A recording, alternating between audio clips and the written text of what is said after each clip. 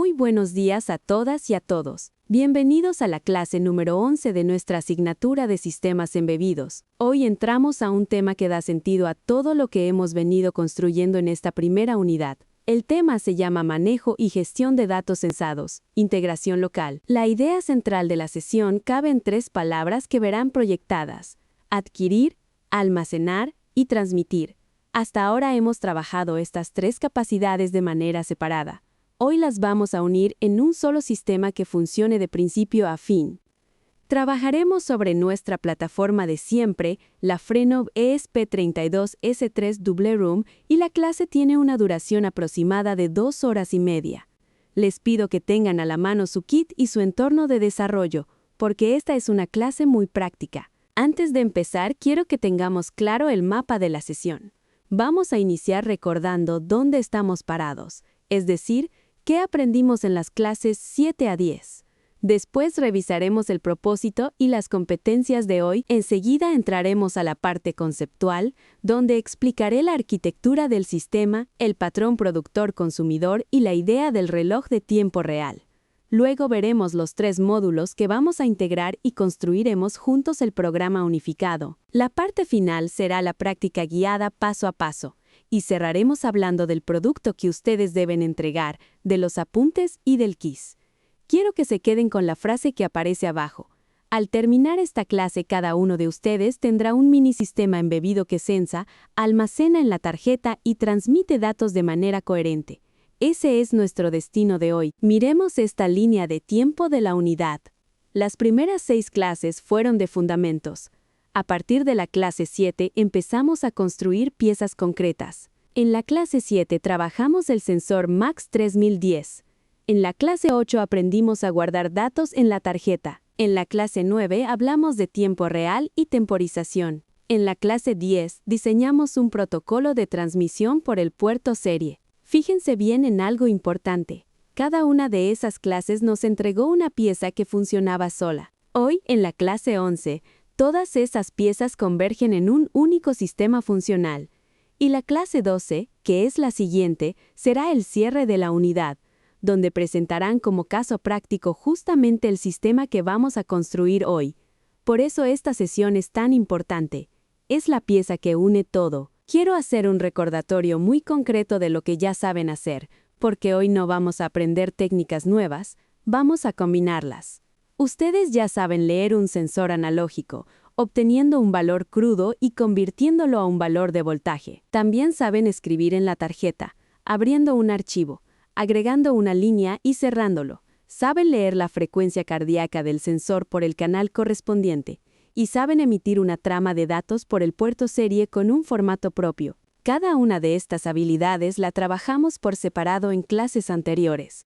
La pregunta de hoy es muy simple de enunciar y un poco más difícil de resolver.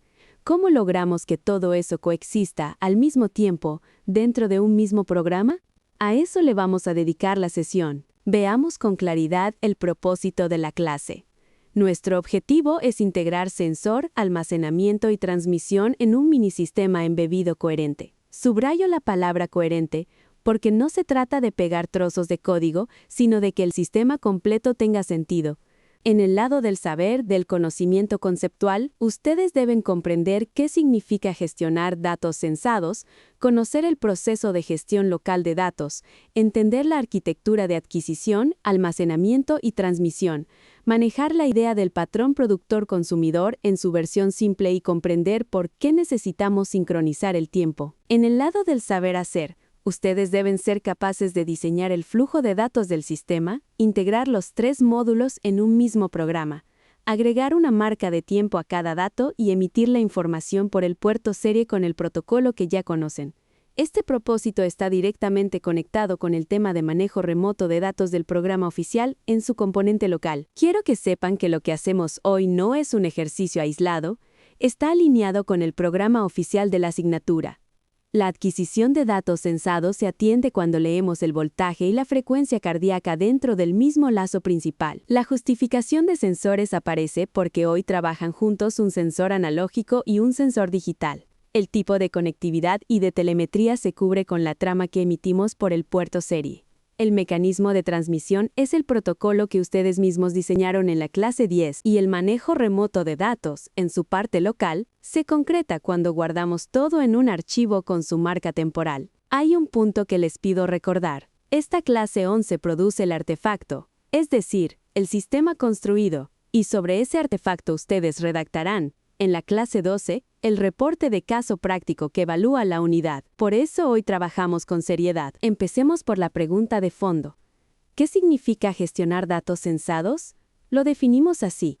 Es el conjunto de procesos por los que un sistema embebido adquiere, condiciona, persiste y comunica las mediciones de su entorno, asegurando tres cosas. Trazabilidad, es decir, poder saber de dónde y de cuándo viene cada dato. Integridad temporal, es decir, que el tiempo de los datos sea confiable. Y disponibilidad, es decir, que los datos estén ahí cuando los necesitemos. Esta gestión la podemos pensar en tres acciones. Adquirir, que es transformar el fenómeno físico en una variable digital. Almacenar, que es guardar los datos de forma legible y con marca de tiempo.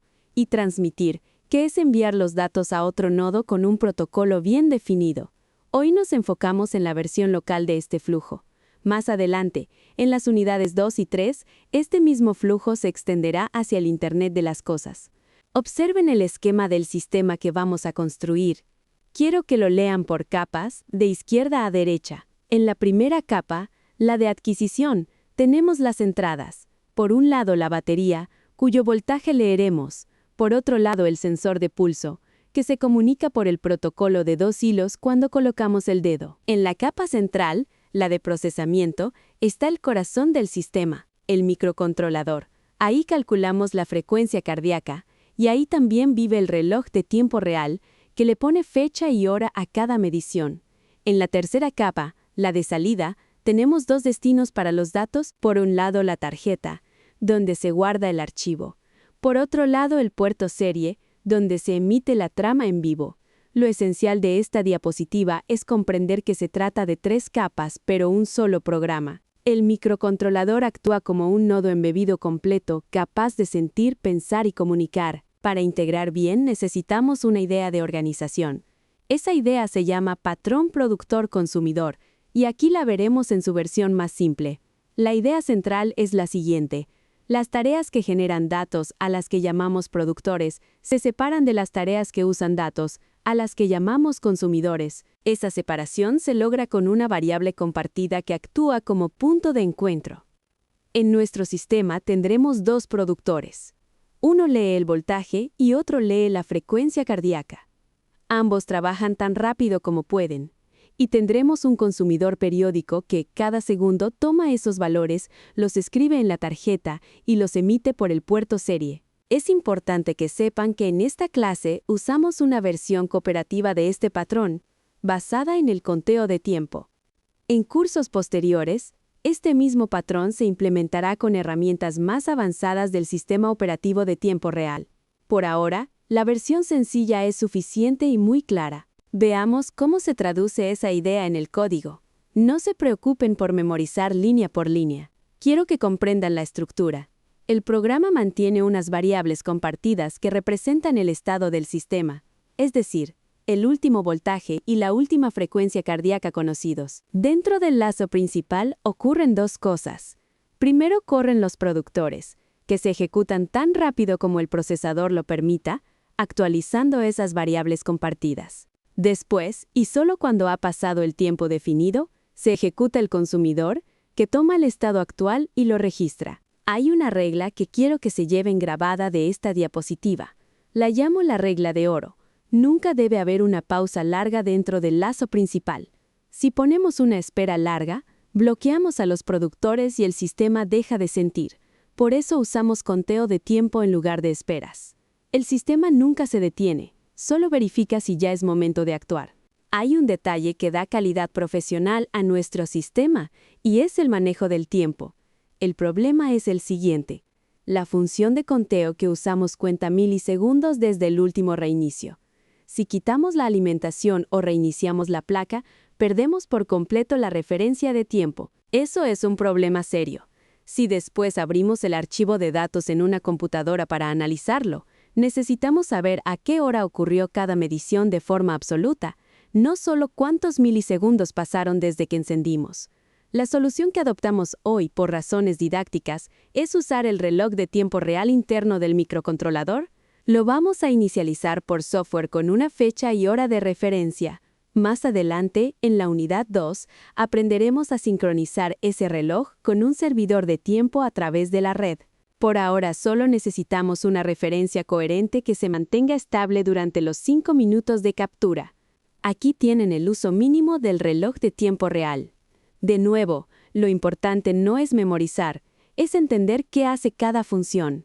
La primera función carga una fecha y hora inicial en el reloj. Piensen en ella como el momento en que le decimos al sistema qué día y qué hora es. La segunda función nos devuelve el tiempo actual en un formato numérico, útil para guardarlo de manera compacta. La tercera función nos da el tiempo ya formateado en un texto legible con año, mes, día y hora. La idea es sencilla. Mientras la placa tenga energía, el reloj interno mantendrá la hora actualizada por sí mismo. Nosotros solo lo ponemos en hora una vez al inicio.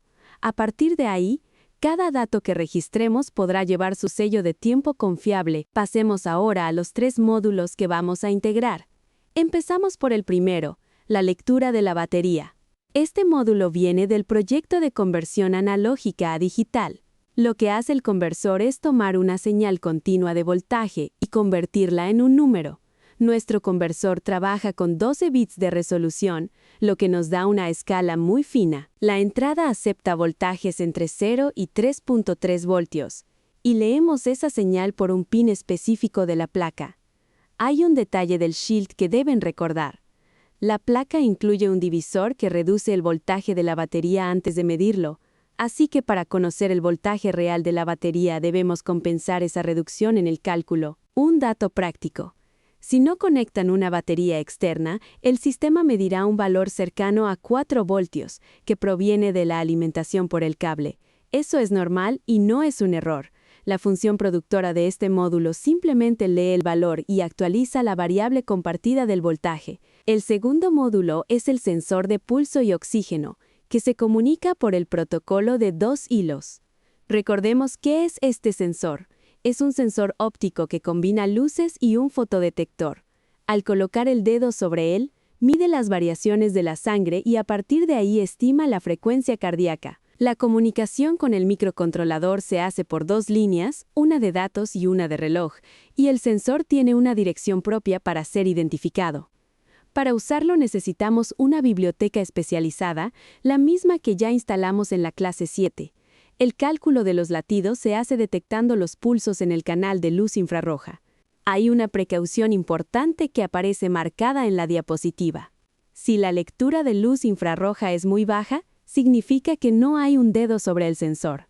En ese caso, la frecuencia cardíaca no es válida y nuestro programa debe saber distinguir esa situación, para no registrar datos sin sentido. La función productora de este módulo se encarga justamente de eso. El tercer módulo es el almacenamiento en la tarjeta de memoria. Este módulo viene del proyecto de lectura y escritura de tarjeta. Usamos la interfaz integrada de la placa, en su modo más sencillo, que requiere pocos pines. Esos pines están fijos en el shield y no deben modificarse. La tarjeta debe estar formateada con el sistema de archivos adecuado para que la placa la reconozca. Las operaciones que vamos a usar son las básicas. Iniciar, abrir un archivo, escribir en él y cerrarlo. Una decisión importante de diseño es el formato del archivo. Vamos a usar un formato de valores separados por comas, que tiene una gran ventaja. Es directamente compatible con hojas de cálculo y con herramientas de análisis de datos en la computadora.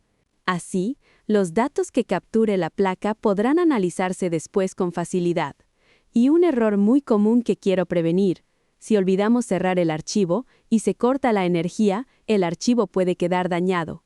El cierre del archivo no es opcional, es una medida de protección. Antes de construir el programa, hagamos un recordatorio de los pines que vamos a utilizar. La lectura de la batería se hace por el pin de conversión analógica. El sensor de pulso usa los 2 pines del protocolo de 2 hilos, uno de datos y uno de reloj. La tarjeta usa 3 pines de su interfaz integrada, que no deben modificarse. Y la transmisión por puerto serie va por el canal de comunicación con la computadora a la velocidad que ya conocemos. Quiero destacar una buena práctica. Aunque el Shield ya tiene cableados estos pines de fábrica, en nuestro programa los vamos a declarar como constantes con nombre. ¿Por qué hacerlo? Por dos razones. Primero, porque documenta el sistema, cualquiera que lea el código entiende qué pin hace qué. Y segundo, porque facilita llevar el proyecto a otra placa en el futuro. Un buen sistema embebido se explica a sí mismo. Ahora viene la parte central de la clase, construir el programa unificado. Y quiero proponerles una estrategia, porque la forma de integrar importa tanto como el resultado. La estrategia se llama construcción incremental. La idea es avanzar por pasos pequeños y verificables. Primero arrancamos con un programa vacío que compile. Después agregamos las inclusiones y las definiciones. Luego implementamos solo la lectura de la batería y la probamos. Enseguida agregamos el sensor de pulso, verificando que la batería siga funcionando. Después agregamos la tarjeta, luego el consumidor periódico, después el reloj de tiempo real y al final la transmisión por puerto serie. Quiero advertirles sobre un antipatrón, es decir, una forma incorrecta de trabajar. El antipatrón consiste en copiar los 3 proyectos completos en un solo archivo y ver qué pasa. Eso casi siempre termina en errores difíciles de localizar. La regla es clara. Cada paso debe compilar y dejar el sistema en un estado que podamos verificar. Veamos el primer bloque del programa. Aquí están las inclusiones, que son las bibliotecas que el programa necesita para hablar con el sensor, con la tarjeta y con el reloj. Reconozcan que cada inclusión corresponde a uno de los módulos que ya estudiamos. Después vienen las definiciones de los pines, escritas como constantes con nombre, tal como acordamos en la diapositiva anterior. También definimos el periodo del consumidor, es decir, cada cuánto tiempo se registran los datos. Y por último declaramos el estado compartido del sistema. Estas son las variables donde los productores depositan sus lecturas y de donde el consumidor las toma. Son el punto de encuentro del que hablamos al explicar el patrón productor-consumidor. Fíjense que todavía no hay lógica, solo estamos preparando el terreno. Esto es lo que significa construir de forma ordenada. Este bloque es la función de configuración, la que se ejecuta una sola vez al encender la placa. Léanla como una lista de preparativos. Primero iniciamos la comunicación por puerto serie. Después ponemos en hora el reloj de tiempo real. Enseguida iniciamos la comunicación con el sensor de pulso, y si el sensor no responde, el programa avisa del error y se detiene de forma controlada. Luego configuramos el sensor con sus parámetros de trabajo. Después iniciamos la tarjeta de memoria y de nuevo, si la tarjeta no se monta correctamente, el programa lo informa y se detiene. Finalmente preparamos el archivo donde guardaremos los datos. Quiero que noten algo de calidad profesional aquí. El programa no asume que todo va a salir bien. Verifica cada inicialización y reacciona si algo falla. Un sistema embebido serio siempre comprueba sus recursos antes de empezar a trabajar. Esta diapositiva muestra las 3 funciones que dan vida al patrón. La primera es el productor de la batería. Su tarea es leer el valor del conversor y actualizar la variable compartida del voltaje. Es corta y directa. La segunda es el productor del sensor de pulso. Esta tiene un poco más de lógica. Primero verifica si hay un dedo sobre el sensor. Si no lo hay, no hace nada. Si lo hay, detecta el latido, calcula la frecuencia y solo si el valor es razonable, actualiza la variable compartida. La tercera función es el consumidor. Esta toma la hora actual del reloj, registra la muestra en la tarjeta con su voltaje y su frecuencia y enseguida emite la trama por el puerto serie usando el protocolo de la clase 10. Observen la división de responsabilidades. Cada función hace una cosa y la hace bien. Los productores sienten, el consumidor registra y comunica. Esa claridad es lo que hace mantenible un programa. Aquí cerramos la construcción del programa con 2 elementos. Primero, las funciones de manejo del archivo.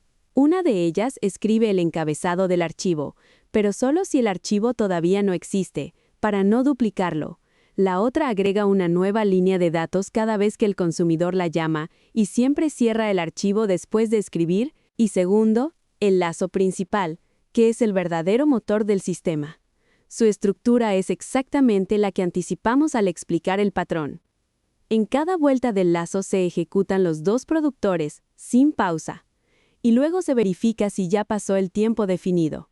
Solo en ese caso se llama al consumidor. Esto significa que los productores se ejecutan miles de veces por segundo, atentos a cualquier cambio, mientras que el registro ocurre de forma ordenada una vez por segundo. Sentir siempre, registrar a ritmo fijo. Con este bloque, nuestro programa está completo. Antes de pasar a la práctica, hagamos una síntesis visual del recorrido completo de un dato. El dato nace en dos fuentes: el dedo sobre el sensor de pulso y la batería que alimenta el sistema. De ahí, los productores recogen esas lecturas de forma asíncrona, es decir, cada uno a su propio ritmo, y las depositan en las variables compartidas. Después entra en acción el consumidor, que trabaja a un ritmo fijo, una vez por segundo. El consumidor toma el estado y lo envía a dos destinos al mismo tiempo. Por un lado a la tarjeta en el archivo de datos, por otro lado al puerto serie como trama en vivo. El cierre conceptual de esta diapositiva es el siguiente. Los productores empujan valores hacia el estado compartido a su propio ritmo. El consumidor muestrea ese estado a una frecuencia fija y lo envía hacia los dos canales de salida con un mismo sello de tiempo. Esa es, en pocas palabras, la gestión local de datos sensados. Ahora viene la práctica. Vamos a construir físicamente el sistema. Empecemos por el hardware. Primer paso, verifiquen que el Shield tenga la tarjeta de memoria insertada y correctamente formateada. Segundo paso, conecten el sensor de pulso al puerto del Shield, respetando la marca de orientación. Tercero, conecten la placa al equipo con el cable. Cuarto, en el entorno de desarrollo, instalen la biblioteca del sensor si todavía no la tienen. Quinto, seleccionen la placa correcta y el puerto correcto. Y sexto, compilen el programa integrado y cárguenlo en la placa. Quiero subrayar una precaución que aparece marcada. Si conectan el sensor de pulso al revés, pueden dañar el módulo. Por favor, revisen la serigrafía de la placa, esas pequeñas marcas impresas, antes de energizar el sistema. Tómense ese medio minuto de verificación, vale la pena. Con el hardware listo, sigamos con la parte de software y la captura de datos. Primero, abran el monitor del puerto serie a la velocidad de comunicación que usamos siempre. Segundo, verifiquen los mensajes de inicialización, deben ver que el sensor y la tarjeta respondieron bien. Tercero, coloquen el dedo sobre el sensor y comprueben que empiezan a aparecer las tramas de datos. Cuarto, dejen el sistema funcionando durante 5 minutos sin interrupción. Quinto, detengan la captura, extraigan la tarjeta y abran el archivo de datos en una computadora. Y aquí viene la parte de validación. Pregúntense, ¿el archivo tiene su encabezado correcto? ¿Se generaron alrededor de 300 filas? ¿Las marcas de tiempo aumentan de forma ordenada? ¿Los valores coinciden con lo que vieron en el monitor? Por último, documenten su código con comentarios claros y guárdenlo en su repositorio local. La práctica no termina al subir el programa, termina cuando los datos están validados y documentados. Para que sepan qué esperar, miremos cómo se ve un resultado correcto. En el archivo de la tarjeta verán una primera línea de encabezado que nombra las columnas y luego una línea por cada segundo de captura con su marca de tiempo, su voltaje y su frecuencia cardíaca. Noten que las primeras filas pueden mostrar frecuencia 0. Eso ocurre mientras todavía no colocan el dedo. En cuanto lo colocan, empiezan a aparecer valores reales de frecuencia. En el monitor del puerto serie verán esa misma información, pero presentada como trama en vivo, con el formato del protocolo que diseñaron en la clase 10. La idea que quiero que se lleven es esta. Es la misma información viajando por dos canales. Un canal persistente, que es la tarjeta, donde los datos quedan guardados, y un canal en vivo, que es el puerto serie, donde los datos se ven en tiempo real. Un buen sistema embebido sabe atender ambos. Es muy probable que durante la práctica aparezcan errores. Eso es normal y forma parte del aprendizaje. Por eso les preparé esta tabla de depuración. Si el monitor no imprime nada, revisen la velocidad de comunicación, el reinicio de la placa y el cable. Si aparece un error del sensor de pulso, revisen el cableado y la orientación del módulo. Si la frecuencia siempre marca 0, Lo más probable es que falte el dedo o que la presión sea insuficiente. Si la tarjeta no se monta, revisen su formato. Si el archivo crece pero se ve dañado, casi seguro faltó cerrarlo o se cortó la energía a mitad de escritura. Si las marcas de tiempo se ven extrañas, revisen la inicialización del reloj y si la frecuencia salta de forma brusca, suele deberse al movimiento del dedo. Mi recomendación es que no se frustren ante un error. Un error es una pista. Líen el síntoma, ubíquenlo en esta tabla y verifiquen la causa probable. Así se depura de forma profesional.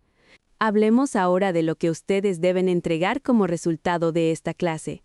El producto principal es un repositorio local, es decir, una carpeta organizada de su proyecto, que debe contener 4 cosas. El código del sistema integrado, debidamente comentado, un archivo de descripción con los pines y el protocolo, una captura de pantalla del monitor del puerto serie y el archivo de datos correspondiente a la corrida de 5 minutos. Además de eso, deben elaborar los apuntes de la clase. Quiero precisar los mínimos de calidad del código. Usen constantes con nombre, no números sueltos sin explicación. Una función por cada responsabilidad, separando productores y consumidor. Comentarios en cada función que expliquen qué hace y qué actualiza. Y eviten pausas largas dentro del lazo principal. Estos no son detalles estéticos, son las características de un código profesional y mantenible. Como en todas nuestras clases, la actividad de refuerzo son los apuntes de la sesión, que ustedes elaboran después de esta videoconferencia. Para esta clase, los apuntes deben contener, como mínimo, lo siguiente: un diagrama de bloques del mini sistema que pueden hacer a mano o de forma digital. El flujo de datos, desde los sensores hasta la tarjeta y el puerto serie. Una tabla con los pines utilizados. Una breve explicación, con sus propias palabras, del patrón productor-consumidor, la función del reloj de tiempo real en la trazabilidad de los datos y una conclusión personal que responda a una pregunta. ¿Qué fue lo más difícil de esta clase y por qué? Recuerden que los apuntes se entregan al inicio de la siguiente sesión para su revisión y retroalimentación. Tómenlos en serio, son una herramienta real de aprendizaje. Para que sepan exactamente cómo se evaluarán sus apuntes, les comparto la rúbrica corta que voy a aplicar. El diagrama de bloques correcto vale 3 puntos y verifico que identifique bien las 3 capas del sistema. La trazabilidad de los módulos integrados vale otros 3 puntos. Y reviso que se mencionen de forma explícita los 3 módulos que combinamos. El uso del lenguaje técnico formal vale 2 puntos, esperando que empleen los términos propios del programa, y la conclusión personal vale 2 puntos, buscando una reflexión auténtica. En total, 10 puntos. Quiero dejarles una recomendación didáctica muy importante. Los apuntes no son una transcripción de la clase. No se trata de copiar lo que dije palabra por palabra. Se trata de reorganizar la información, con sus propias palabras, de la manera que a ustedes les ayude a comprender. Esa reorganización es donde realmente ocurre el aprendizaje. Para cerrar el ciclo, les doy una vista previa del quiz que aplicaré de forma individual al inicio de la próxima clase. Será un quiz de 5 reactivos, con una duración aproximada de 10 minutos sobre la integración local de datos censados. Los temas que abarcará son los siguientes: el flujo de datos del sistema, es decir, qué ocurre primero y qué después. La selección de periféricos, por ejemplo, ¿por qué elegimos una interfaz de almacenamiento y no otra? El patrón productor-consumidor, identificando el papel de cada actor. El manejo de recursos, por ejemplo, ¿por qué cerrar el archivo es obligatorio? Y la trazabilidad temporal, distinguiendo el conteo de milisegundos del reloj de tiempo real. Mi recomendación de estudio es sencilla. Repasen sus propios apuntes y el archivo de descripción de su repositorio.